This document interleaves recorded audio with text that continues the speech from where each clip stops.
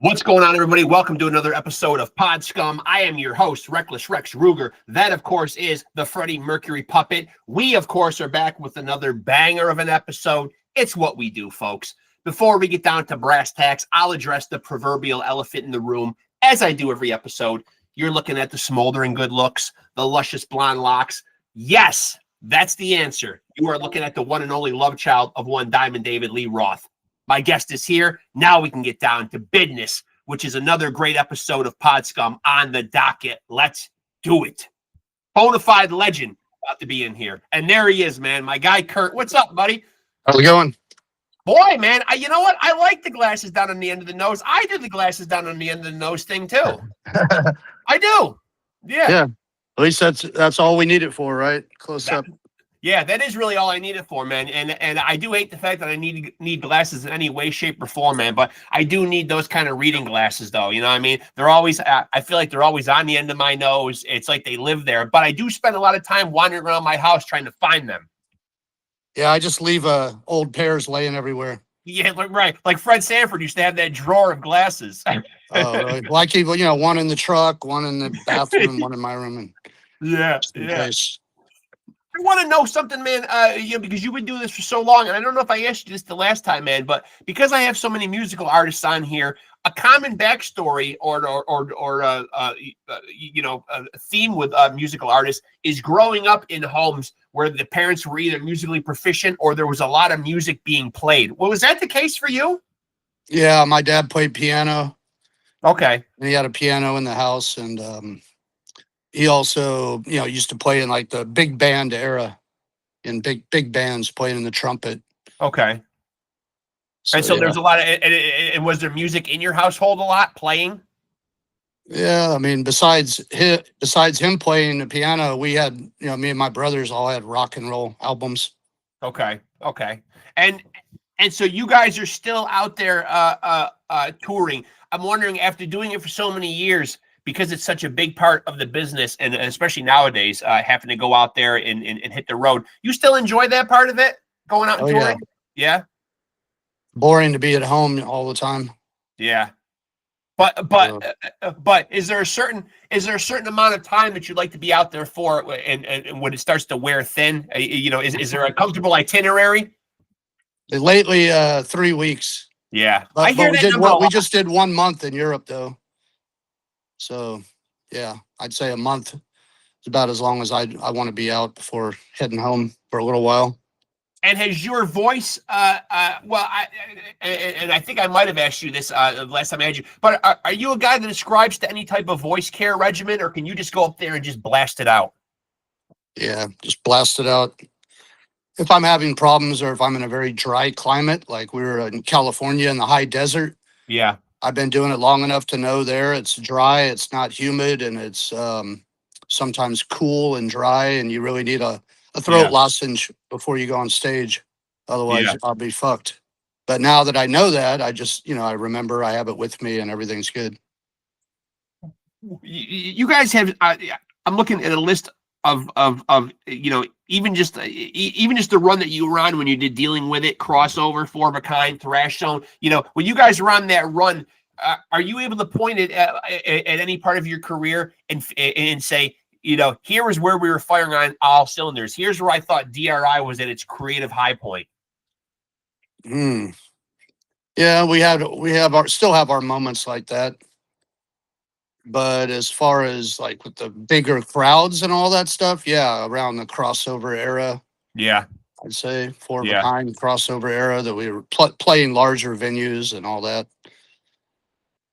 Living on a tour bus and living a good life for a while there. Yeah. But as far as our playing goes, throughout the history, we've always had just certain moments where we're firing on all cylinders, but not every day. But now, right now is really good with the people we have in the band right now. It's pretty good almost every night. Yeah. So sometimes depends on the sound system. Talk to me a little bit about the lineup right now, man. Obviously, it's still you and Spike, man, but who do you have out playing with you now? Greg Orr's our bass player, and drummer Danny Walker. Now, Danny's fairly new, correct? Yeah, he's been with us a year, a little over a year. And so when a new guy comes into the DRI fold, how do you find him? Like when DRI needs a new drummer, do you hold auditions? Is it word of mouth? How does somebody end up on you guys' radar? Usually it's somebody we know. Okay. Already get along with. Yeah, that helps. Yeah.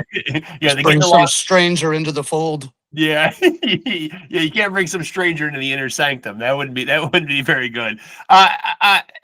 So one thing you guys did extremely well, and still years later, and I think we may have talked about this the last time, but if you could reiterate the story, you guys did a thing that's very rare for bands to be able to do in music. You guys really created a logo and branded yourself in a way that's just that has stood the test of time, man. I mean, obviously the guy, the skank guy, whatever you want to call him or whatever, man, he has become an indelible symbol in the rock and metal world. Yep, lucky for us. How did that come about? Well, if you noticed on the first album, we just had it on the back of the record, so it wasn't. Yeah, and then Violent Pacification came out 7-inch, and it was on the front but small, and then I think on the back bigger, and then with Crossover, dealing with it, then it still wasn't on the front; it was only on the back. So we hadn't really embraced it as the band logo. I think it was more or less going to be the originally just the record company logo. Okay. Dirty Rotten Records. So then we we realized after a while how popular it was. So by the time Crossover came out, then it was on the front of the album. So. And if I'm not mistaken, it was a family member that drew it. Yeah, my brother. He was the original drummer, Eric. Okay. Yep. And when he draws this, this logo, is everybody in agreement at once when you look at it? And do you guys all feel it as a band? You know what I mean? Like, hey, like this is going to be like, this is going to be a logo, and this is going to be like, etched in people's minds, and this is going to make us memorable. Well, like I said, we just put it on the back of the record, so I don't think we thought that it was going to be that popular. Are you able to put a finger on why you think it's popular? It's it's such a simple. It's just simple, yeah. Yeah. Simple, too simple for a lot of people, I'm sure. Yeah. But for us, I mean, it's good, and I work on, I do the merchandise for the band, so I'm using that logo for all the time for our new shirts and everything, which I'm working on now for the Texas and Gulf Coast tour. Okay. And so are you able to, when you're around the house or in your car and you're listening to music, do you tend to fall back on stuff that's always been familiar to you, or are you able to find new bands and new music that you enjoy that doesn't sound old, that doesn't, new music that excites you? I can find some new music, but I'd say I mostly fall back on the older stuff. Yeah, me too. I'm guilty. Nostalgia. Yeah, I'm guilty of it too, I guess. Yeah, I mean, it's hard because there's such an influx of music on the streaming platforms, and you only got so many hours in the course of a day. I mean, what makes you feel good? You know what I mean? Yeah, right. If you're going to carve out some time to listen to music, you want it to take you to a place, transport you, right? As you said, make you feel good. You know what I mean? Sometimes the familiar stuff does that for you. Are you aware of the? And again, we might have talked about this the first time too. Do you feel like you guys were at the forefront, and really are the architects of that kind of crossover sound, or did anybody do it before you? Did anybody do it as good as you? That's kind of a loaded question there. I mean, people were crossover in different ways. Yeah. I mean, I remember seeing Black Flag play, and they had like Jimi Hendrix sticker on their amp or guitar or something. And then you had the Bad Brains kind of crossing over with reggae and metal, and Suicidal Tendencies too. And then SOD doing the mosh and everything, and I don't know, for us, I don't think we were really trying to start a new type of music. It was more like just letting our past influences creep in. Right. And not trying to hide the fact that we used to be into normal hard rock, heavy metal before punk rock. Right. And so did you feel like, well, as a band, were you guys at all concerned that there would be pushback from the fans if you tinkered with your sound? There was pushback, and yeah, we kind of figured there might be. But, when you come out with an album, it's because you like it. The guys in the band think it's great. Yeah. Whether it is great or not, time will tell, the fans will tell. But the band is at least hopefully going into it saying that we like it. So that's all you can hope, is that other people are going to like what you like. Yeah, there were some people that got real mad about it. Punk rock purists, they didn't want any metal coming into the punk rock scene. But right. Little did they know there would still be plenty of just plain old punk bands and hardcore bands and plenty of metal bands. And there's only the few that met in the middle, I'd say. And when you would get feedback and criticism on albums, I don't know how prevalent album reviews were back then. I mean, we still see websites now devoted to them. Were you somebody that would look at feedback and look at criticism, or would you just make an album and just kind of say, it's out there, I don't give a fuck what anybody is saying? Well, back then, I mean, the criticism we got was snail mail. So just get a letter, a scathing letter from a fan saying, you fucked everything up. And I'm not going to lie, it upset me a little bit. And I'd tell the rest of the guys in the band about it and all that, and just kind of like, oh, well.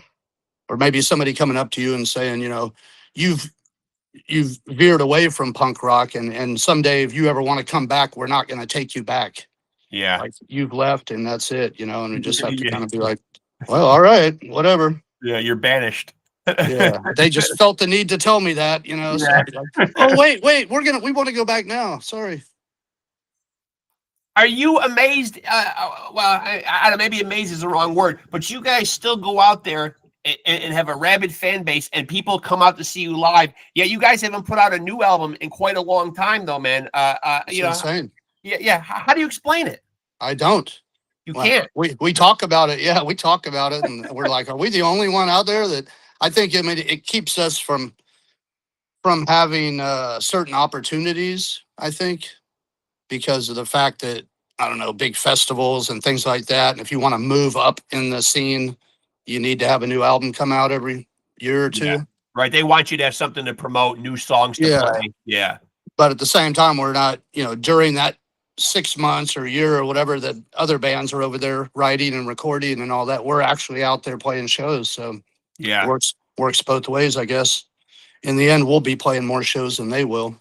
They might just be getting some bigger shows or something like that. I don't know. And so what? So for fans that might want to know, or might say, you had him on, how come you didn't ask? What is the reason that there's no new D.R.I. music? Obviously, you guys are still out there on the road. You are still, you are still certainly in a position where you could create new music. How come it doesn't happen? Well, the last couple albums didn't sell very well. Okay. But we put a lot into it. And like I said, if you don't, if you think it's good, but other people obviously don't think it's that great, then what are you going to do? You could just sit there and put out albums that you like that nobody else likes. So we just it seemed like we were going in the correct, for me anyways, is just for me, the correct direction musically that we liked.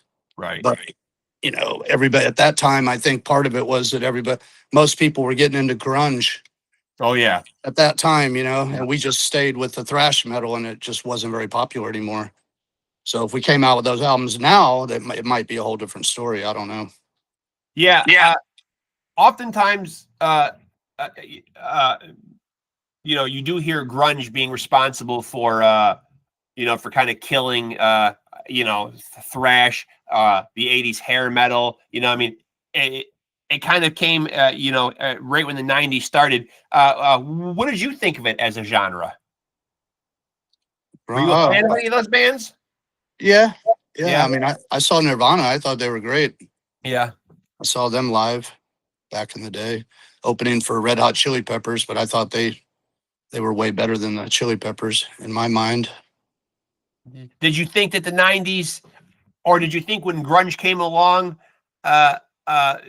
that it would have that effect, man. It would almost kind of put a stop on some other genres. It kind of seemed like it arrested the music world for a while.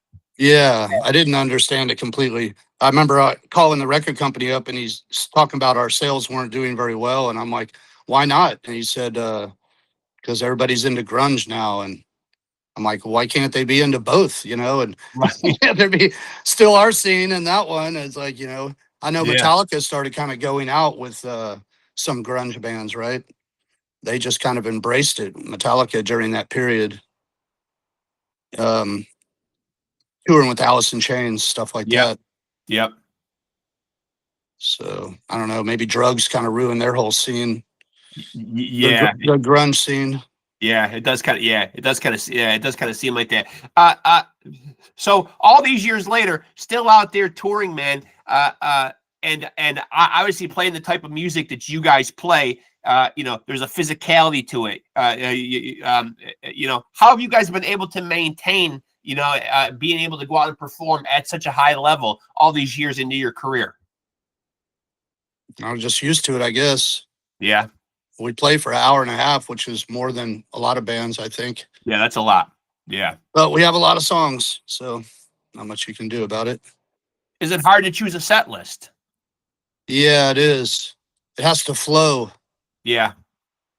And it's funny because I think it was the first day of this year's tour, and we had come out with a set list. I think we played it a couple times at practice.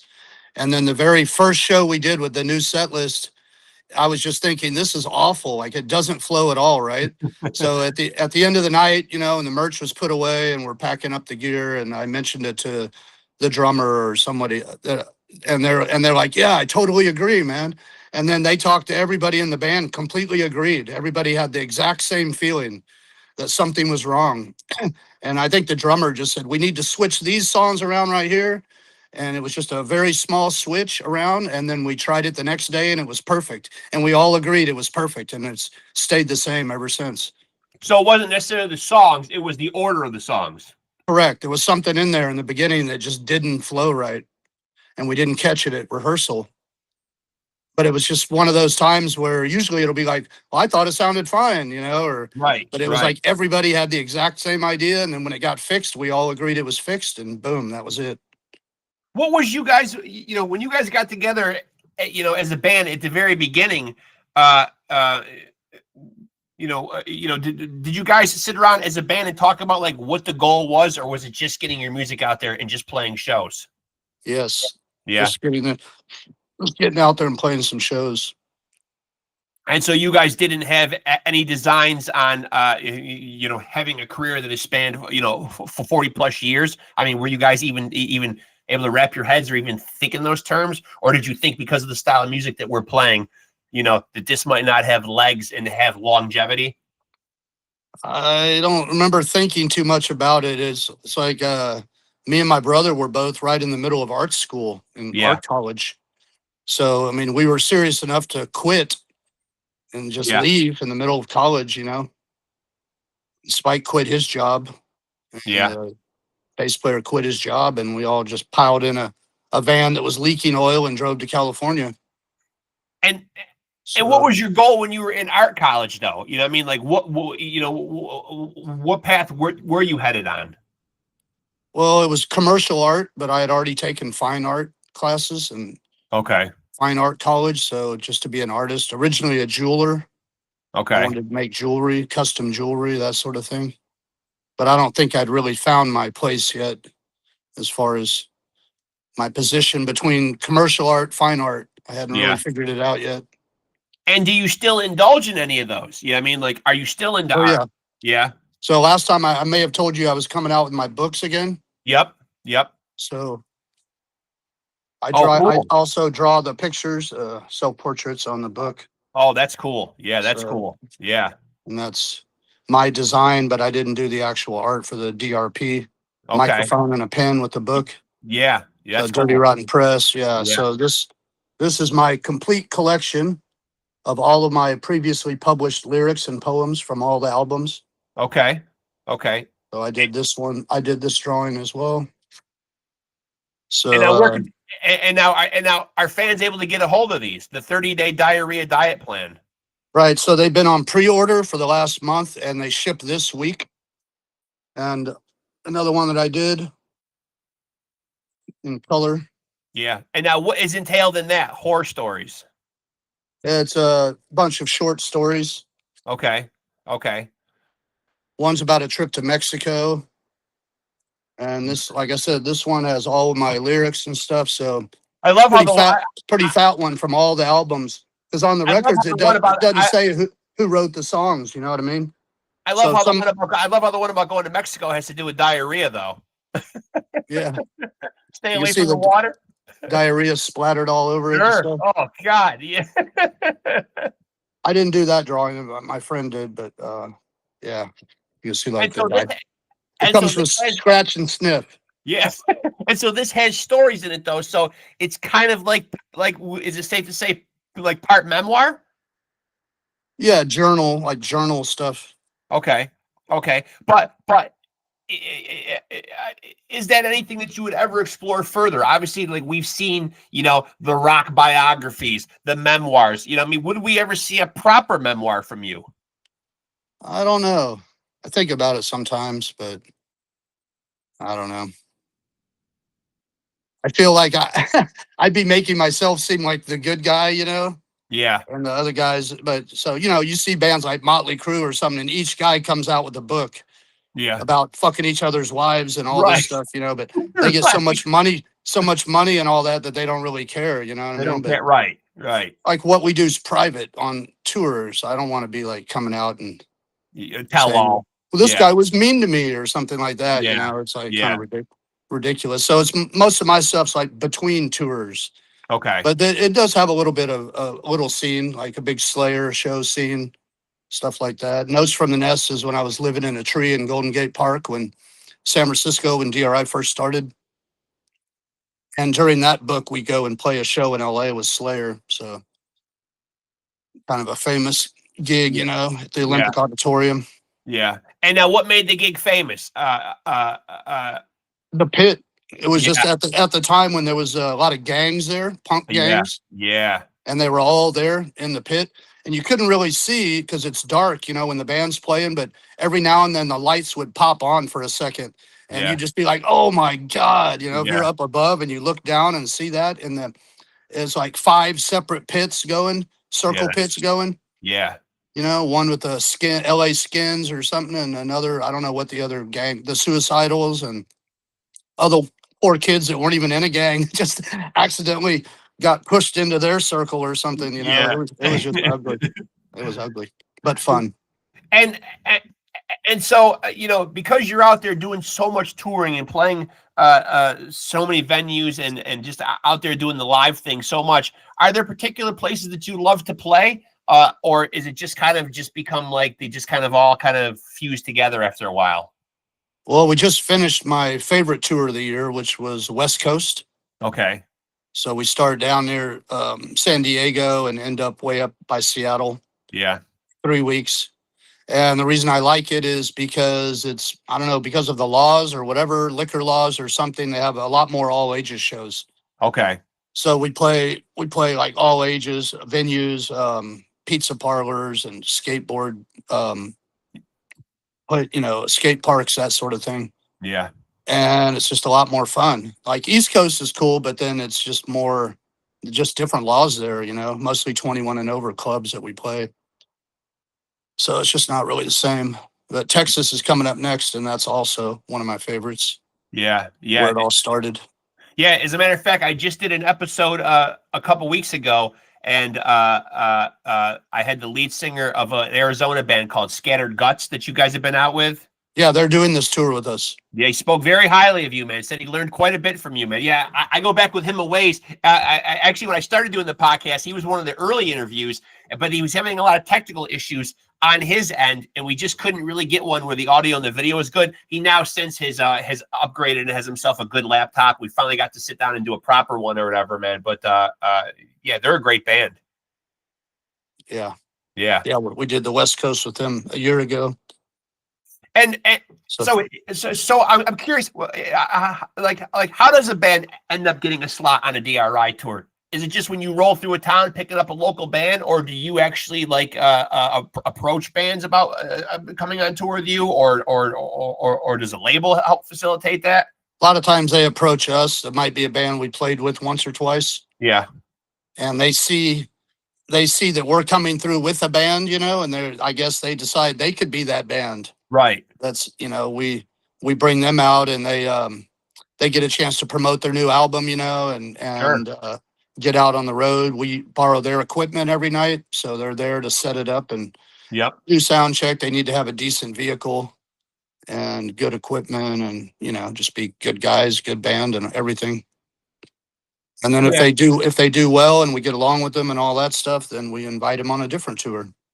Yeah, because when I talked to Ruben from Scattered Guts, man, he said that the times that they played with you, man, he's tried to, for lack of a better term, glean wisdom. You know what I mean? Like, talk to you because you've been in the business for so long. Do you like when young, up and coming bands approach you and kind of want to pick your brain on stuff like that? Because you obviously Oh, have yeah. been doing it for a long time. No, that's fine. I Yeah. had to scold him one time. It was the biggest. Yeah, it was like of the little tour we were on. Mesa, Arizona was the night, and I'd been telling him this is going to be the biggest show of the 2-week run or whatever that we're on, right? And then the doors open, and I was selling merch, and he's supposed to be selling next to me, and there was nobody there. Like, they had their stuff set up, but nobody was there for like a half an hour or an hour or something like that. Yeah. Packed with people wanting to buy stuff, and he finally showed up. I'm like, what the fuck? Where were you? And he's like, oh, we were down the street eating. And I'm like, what? Are you kidding me? Yeah, Biggest show of the tour? Yeah. Biggest show of the tour? What the fuck? Yeah. Well, you see, that's the kind of stuff right there that he's learning on the job. I wouldn't even think of doing that. I would just be like the last thing on my mind, would be to just be eating when the doors open. Yeah. Well, I mean, because obviously I think when a lot of people get to the venue, man, a lot of times that's when they're going to hit that merch table. The biggest fans are there first. Yeah, they got stacks of albums for you to sign and all that kind of stuff. And they're making sure they get it before you run out of their size and all that stuff. Yeah. Yeah. Now you do work your merch table quite a bit, man. And obviously somebody's got to be there to man the merch table. But as you mentioned, there's also people coming up to you, fans, stories, memories. People want you to sign stuff, take pictures or whatever, man. Do you enjoy that part of it? Yeah, I mean, sometimes I don't have time to interact with each person. Right. The first thing they want to tell you is the first time they ever saw you. Yeah. The first time they ever saw DRI. So that's the first thing they're going to tell you. Yeah. And that can go on for a long time, Yeah, and then you're like, there's 100 people standing behind them wanting to buy stuff. And eventually I have to cut them off, Yeah. not in a nice way as possible. Yeah. And just be like, I'd love to hear all about it, but if you turn around and see, you got other people wait. Oh yeah, sorry. And then, they make their deal, but yeah, they really want to tell you about that first time. Yeah, I imagine. I imagine it's probably pretty exciting for them, man. They want to tell you all about seeing DRI back in 1988. They want to tell you everything about the whole night. But so you mentioned that you play an hour and a half every night. Has that gotten more difficult to do as you've gotten older, or do you almost find like in some ways it's gotten easier to do? No, it's about the same, I guess. Yeah. I'd say it's easier in the United States because of the way the lights have changed. Yeah. The lights are LED lights now, so they're not very hot. And used to be they had the old can lights, they call them. They're basically heat lamps. Yeah. And there's hundreds of them all pointing right at you. Yeah. And especially on the drummer, because he's up on the riser, so he's even closer to the lights. So that was brutal. I mean, I'm glad we got through that part as younger men, because now I don't know if I could stand it anymore. You'd be wilting up there. Because only every now and then, like in Eastern Europe or something, when you might play one venue that still has the old lights, and you can really feel the difference. It's just burning on your back and everything, So yeah, it's easier in a way because of the different lights. But I mean, I'm not singing the whole hour and a half, of course. There's musical interludes, so I still got time to breathe and all that up there. But Yeah, some nights I feel like I could go all night because it's good sound system, good show and everything. And other nights, like after half an hour, I wish it was over because it just Right. sounds so awful or whatever. Yeah. It's like can't hear myself, can't hear anything, just a big wash, shitty sound system. You're like, get me out of here. Yeah. Yeah. But overall, it's usually usually good. We And just now, we don't bring our own system or sound man or any of that. And now, band relations is something that I've talked to many artists on here about. Obviously, being in a band, you're juggling different personalities, different egos. It's a relationship like anything else. How do you guys work that out in DRI, man? Obviously, you and Spike have been a unit. Have been together all these years. How have you been able to maintain that cohesion in your band? How have you guys made it work and kept, good relations, amongst the band? Have you guys, obviously you guys have figured it out, man. Like, what's the game plan for you guys?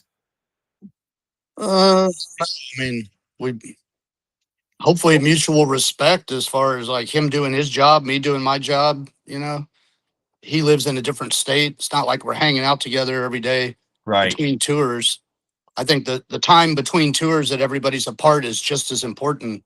Yes. As when you get together and everything, because when you get back together after you've been apart for a month or whatever, you got new stuff to talk about and stuff that happened to you and all that. But when you're seeing each other every single day for 3 weeks or a month or whatever, all day, every day, just try to keep to yourself as much as you can and try not to be abrasive. We've had certain people in the band or whatever that they just, they want to be a dick. Some people just like being an asshole and like kind of pushing the limits and of what they can get away with and all that kind of stuff. But, right. And we're pretty tolerant, I guess. But right now, we don't really have much of a problem, I don't think. Were you ever, and forgive me for not knowing this, but, everyone knows you from DRI.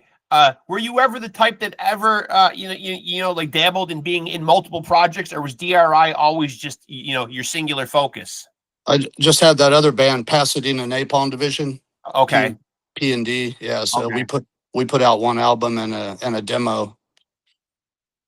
And that's about it. It was the guys from Dead Horse, Texas band. Yep. And so it was just them with me singing.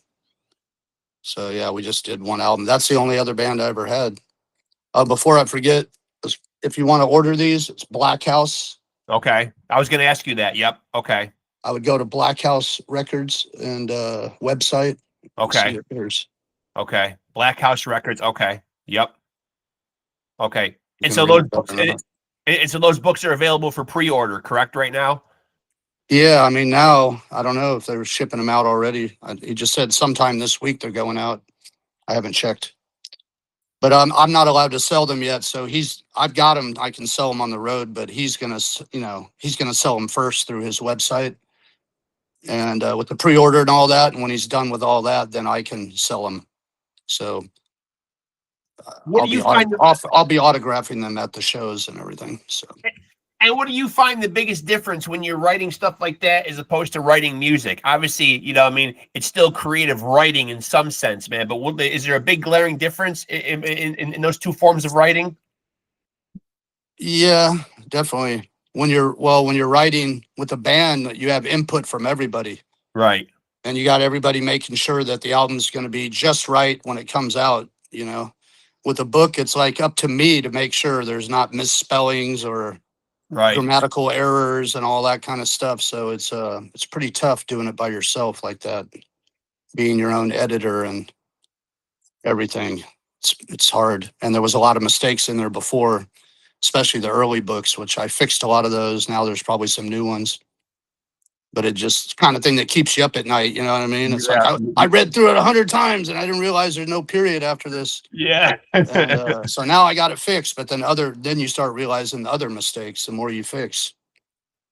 Have you given any thought to, and of course, obviously fans, don't want you to go anywhere, but have you guys ever thought about like, calling it quits? Not really. Or is it kind of like, we'll do this till the wheels fall off?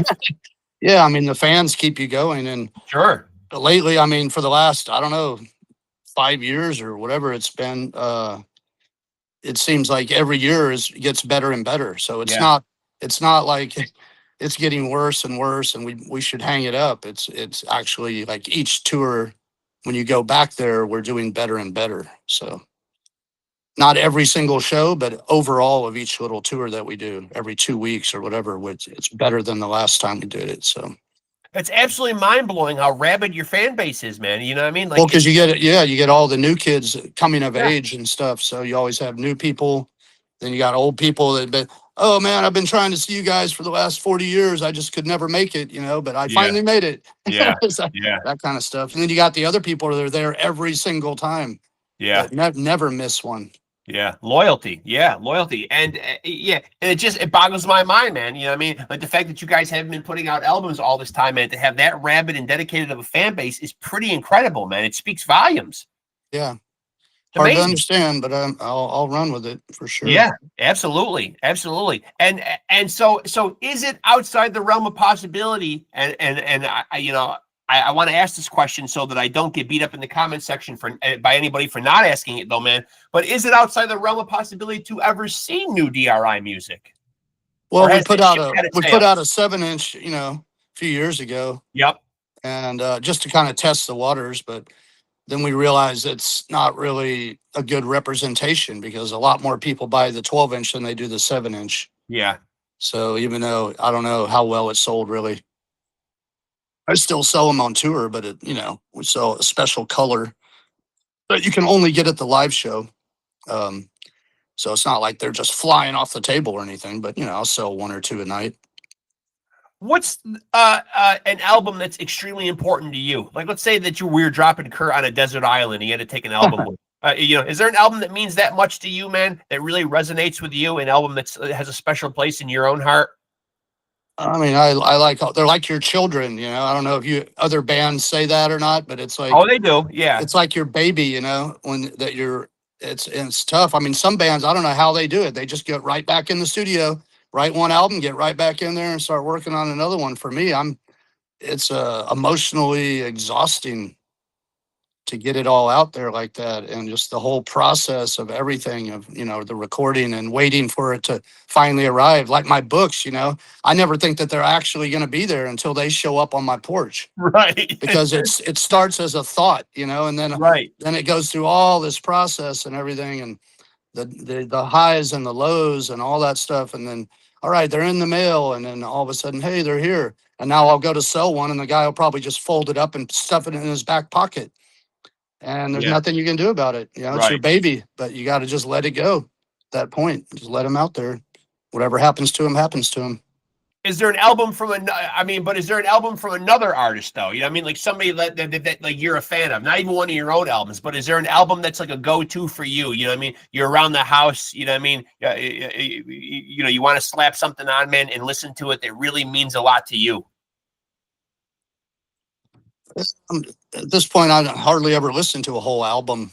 I know, isn't that sad? I know, I'm the same way. I know, there's not enough hours in the day. It seems like sometimes. I play poker a lot, and I have a playlist for that, and I constantly add songs to it because I might be listening to something on YouTube, and then it'll give a suggestion, and I'm like, oh, I forgot about that song. I really like that song. Yeah, and I'll add that to the playlist and get them all in there.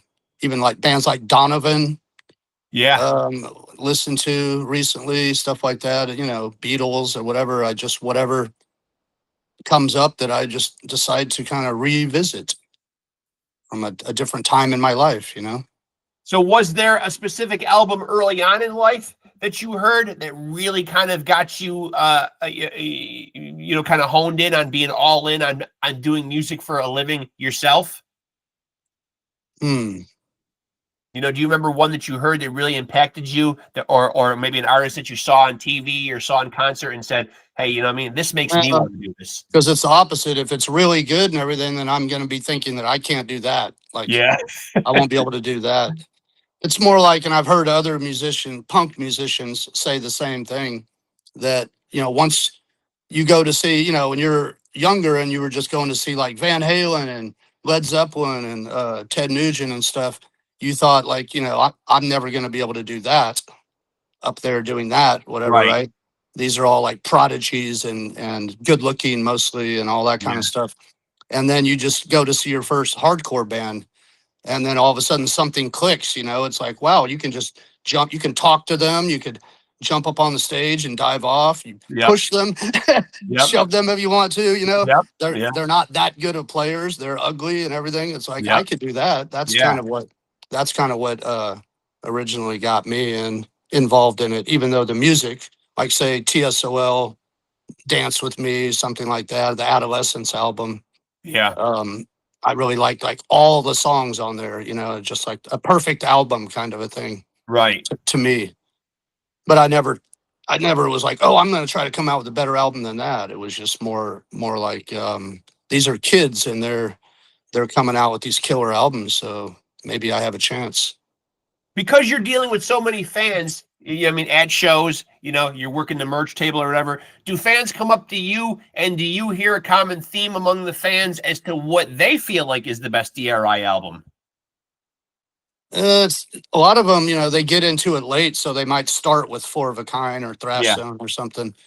So they seem to tend to like that better, even if they've revisited, eventually gone back to the first ones. They kind of like the ones that they start with, I think. But a lot of people say we saved their life and all this stuff. Like, that's heavy. Our lyrics and our music. I hear it every night, basically. Like, you guys really got me through some hard times in school or personal life somehow. They don't explain it all, you know what I mean? But I hear that a lot. Yeah, we're like rock and roll paramedics or something. That's heavy. Out there saving lives without even trying.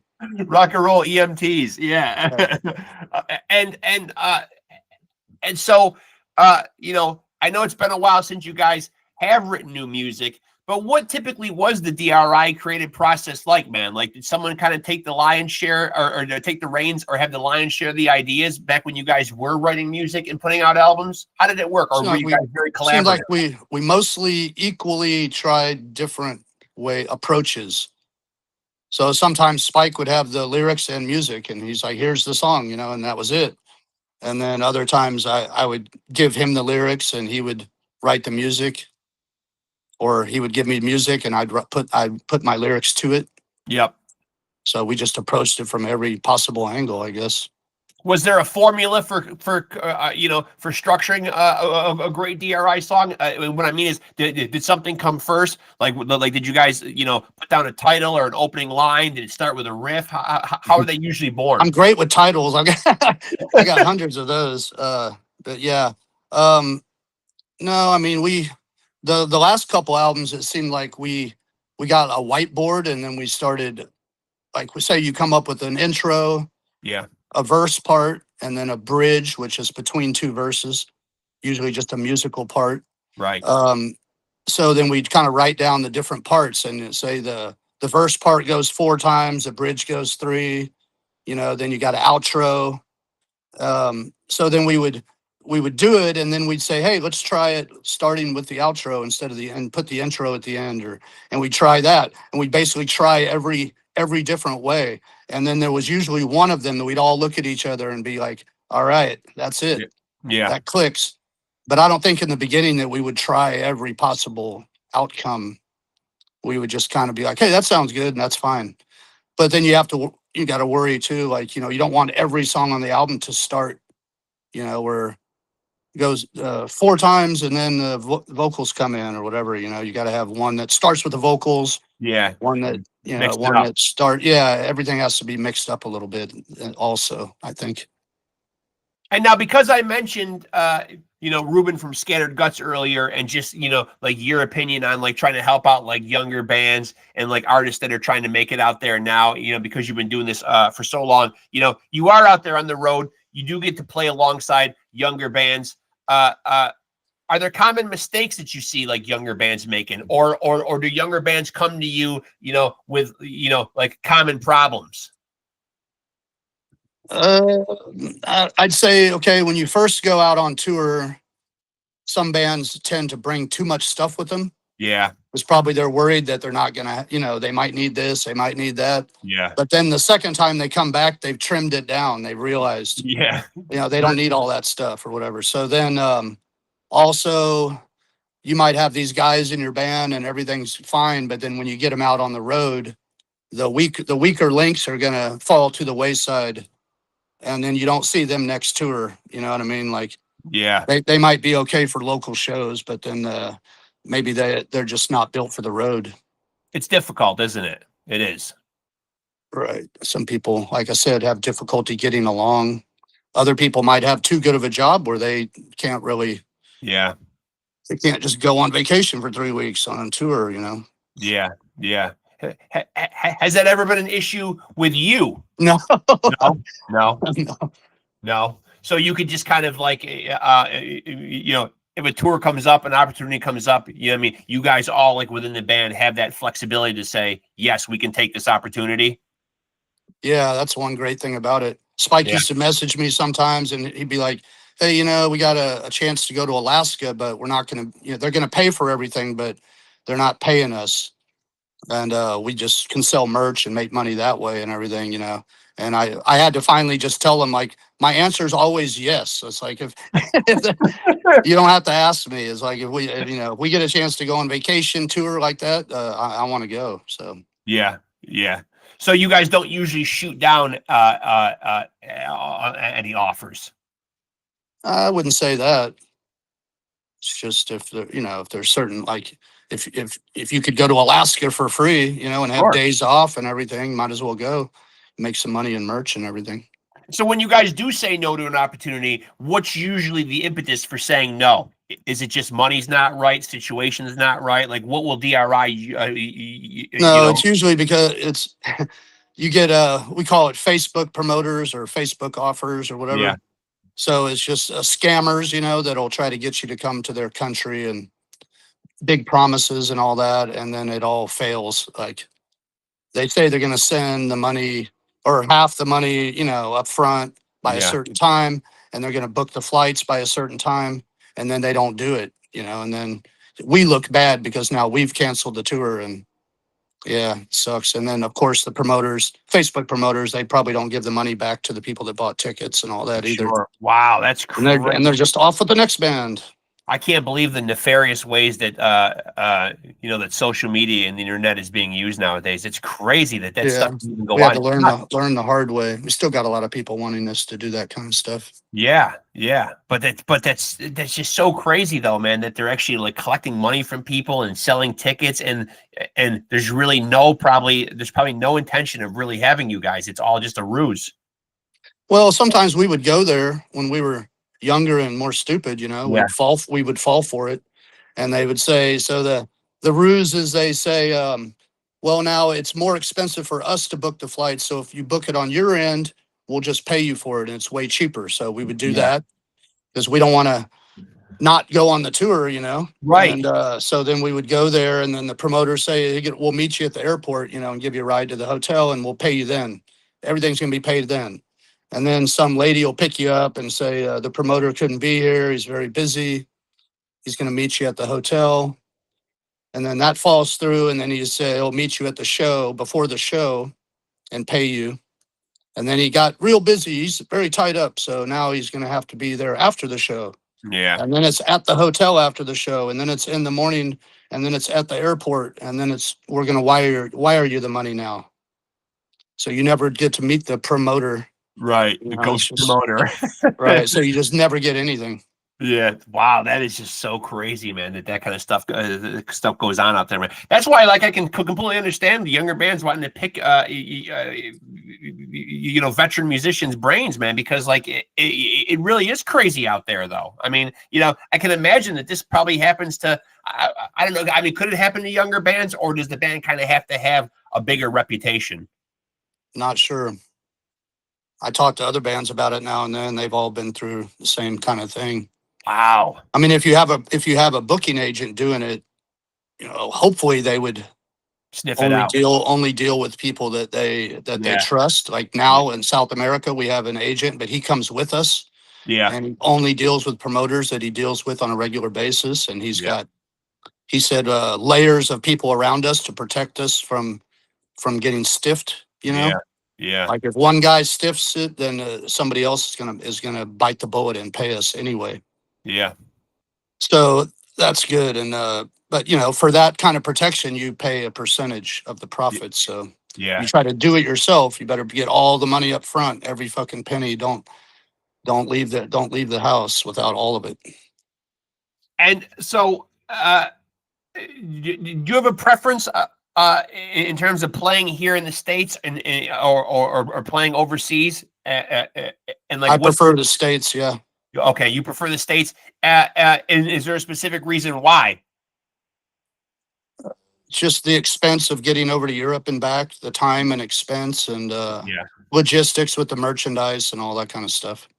No, when you say logistics with the merchandise, what does that mean for fans that might not understand? Is it just it's a pain? Well, having to get stuff printed over there, otherwise it's real expensive to bring it with you. Yeah. International flight or shipping or whatever would be very expensive. So you got to get it printed over there. Every time I get stuff printed there and it's shipped, you know, even just like from one country to another, it's just not there, you know. Yeah. The day it's supposed to be there, not there. Nobody knows where it is. Nobody can track it. It's just every time some kind of nightmare. Stupid. That's God. But the United States just a lot easier. It's cheaper and easier and everything. So many ways for things to go screwy out there. It's crazy, man. I don't think a lot of people, you know, obviously people see the finished product, man. You know, they see you guys, you get to the stage, you play the show, but they don't see all that kind of stuff that goes on behind the scenes, all those potential scams, all the headaches, all the nightmares, all the traveling. It's good they don't see all that. It probably is good. They don't need to know all that stuff. Right. It's probably good that they don't. And so before I let you out of here, man, what does D.R.I have going for the rest of 2025 and into 2026?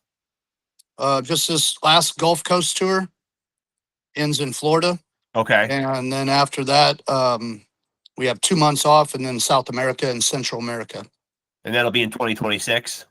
Correct. In March. And then from then we just have our normal, all of our US tours and European tour.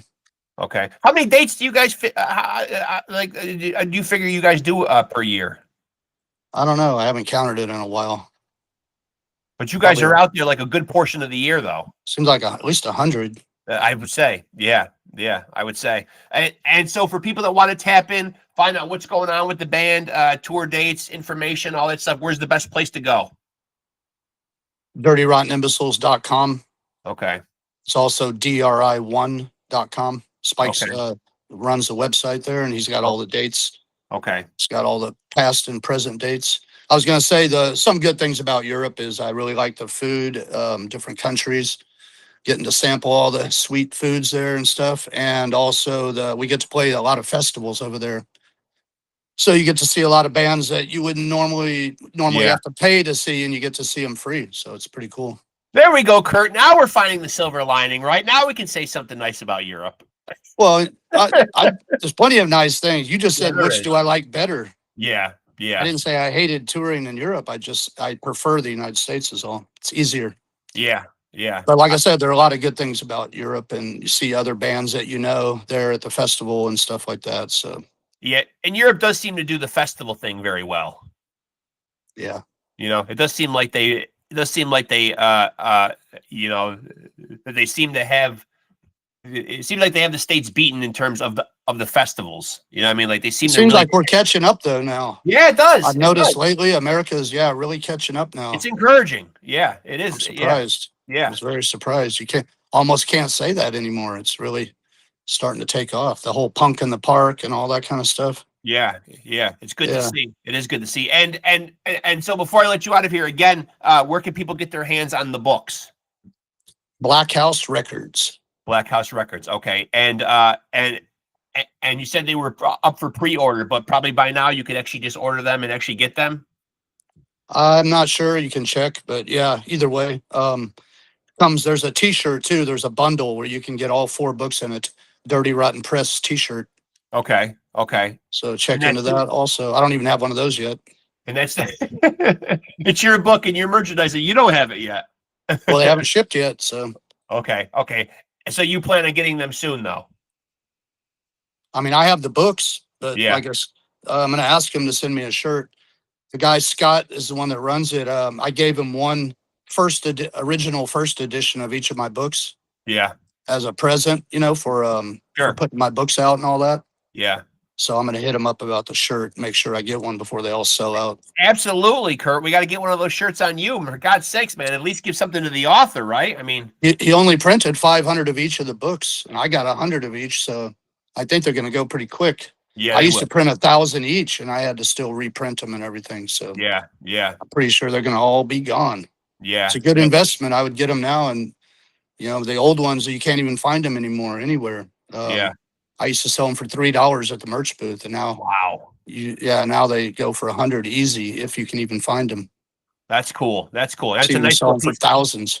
Yeah, it's a nice little piece of history and a nice little piece of the band too for fans. Yeah, people are always asking me to sign stuff and everything, so I'll be like, I'll sign this. Yeah, I'll sign this. Purchase a book. I'll be happy to sign it for you. Yeah.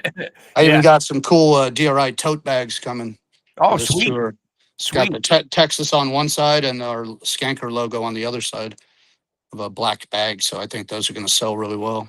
Yeah, you guys do merchandise good, man. Like, where does the ideas usually from the merchandise come from? Is that usually, that usually comes from, so like you decide like what items that the logo should be on? Right. I just go by what I see sells well, time after time after time, best sellers. Yeah. And the times change a little bit, what people like and all that. But yeah, Texas is pretty easy. People want the state of Texas on there. Yeah. Somewhere. I just put it all over everything. So yeah. And t-shirts are always going to be big, and tote bags, you're onto something with the tote bags for sure. Well, especially because, people buy a bunch of vinyl or books and then they're looking for somewhere to put it. No doubt. Yeah. No doubt. Carry that stuff around. Yeah.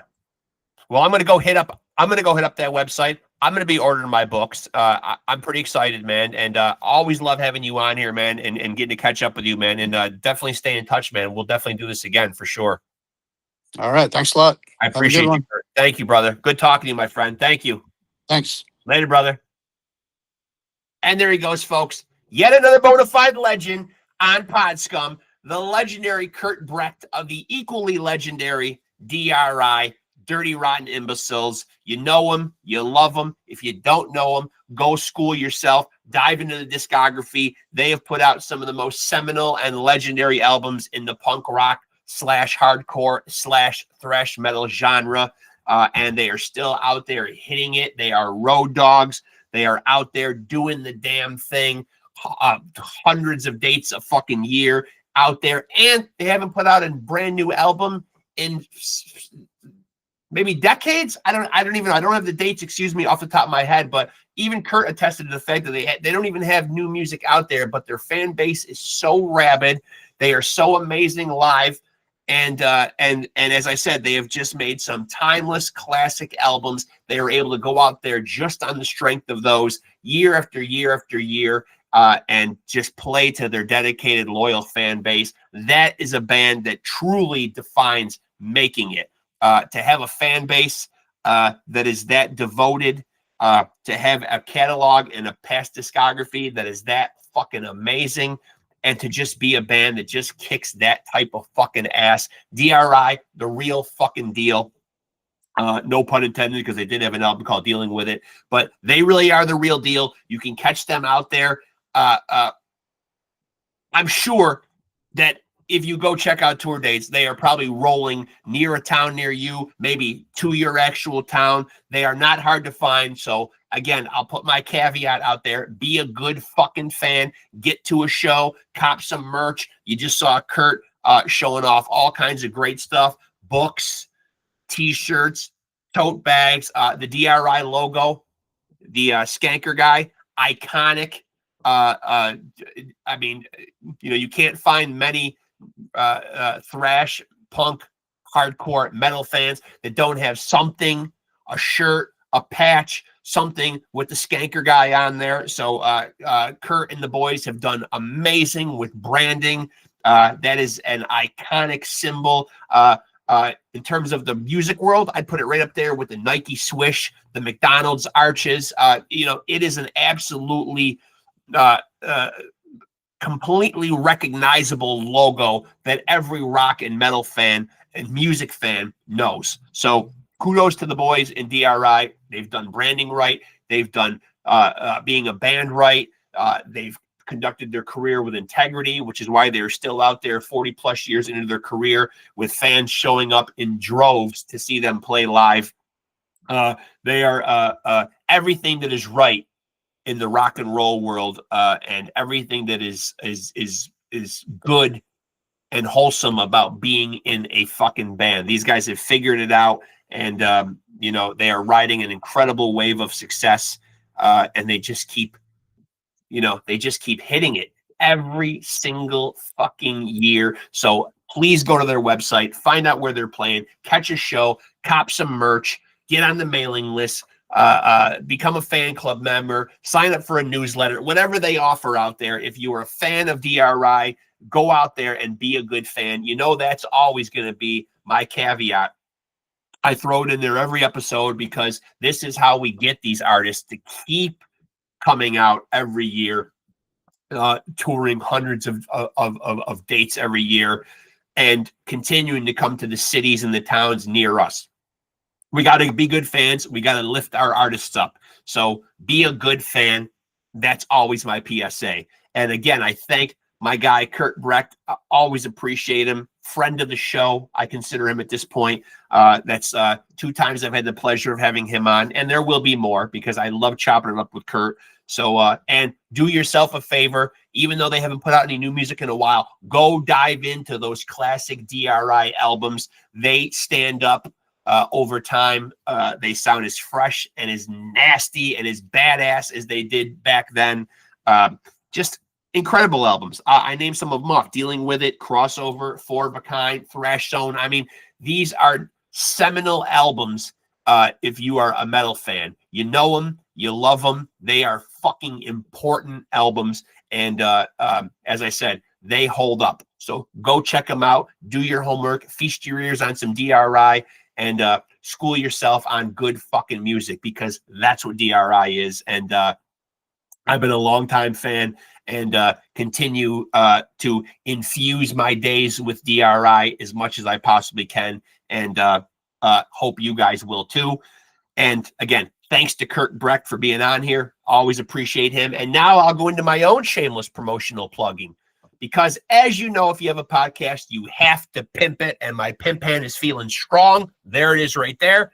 Now let's get down to it. Make sure to tap into PodScum on Facebook. Our page is Off the Couch Boxing and PodScum. Don't be confused. I have 2 separate podcasts. I promote them both through one Facebook page. That's all I got time for, folks. Same with Instagram, same handle, Off the Couch Boxing and PodScum. And if you're here watching right now on YouTube, this is where you really need to be. This is where it all goes down. These incredible conversations like I just had with KURT from D.R.I. If you are here right now, please like, please subscribe, and please smash that notification bell. It is up there in the upper regions of your screen. Look for it. Here's a clue. It's bell-shaped. Imagine that, the notification bell being bell-shaped. But it is. Find it and do something dreadful to it. Smash it, punch it, headbutt it, whatever you got to do, short of breaking your electronic device, that is. But make sure to hit it and stay tapped in and be privy to when new content is coming out. And it is coming out weekly. That's right. We bring you awesome content weekly. Sometimes one episode, sometimes multiple episodes, depending on the kind of week we're having and who we're chopping it up with. But I always like to get the stuff out to you guys, because at the end of the day, I'm like a kid in a candy store. I'm a fan. I'm excited, and I'm excited to get the stuff out to you guys so that you can watch it and or listen to it. So I appreciate the viewers. I appreciate the subscribers. And above all, I appreciate the guests. Without them, I could not do this. And like I said, at the end of the day, I'm very privileged. I'm a fan. So it's a big deal for me to get a chance to talk to people whose talents that I admire and respect. And KURT BRECHT, a perfect example of that. Lifelong fan of D.R.I. So truly an honor to have him on here. So again, thank you to him. And thank you to all you guys who have been supportive of the podcast. I appreciate each and every one of you. And until we get together and we do this thing again, please remember to take it easy and keep it sleazy.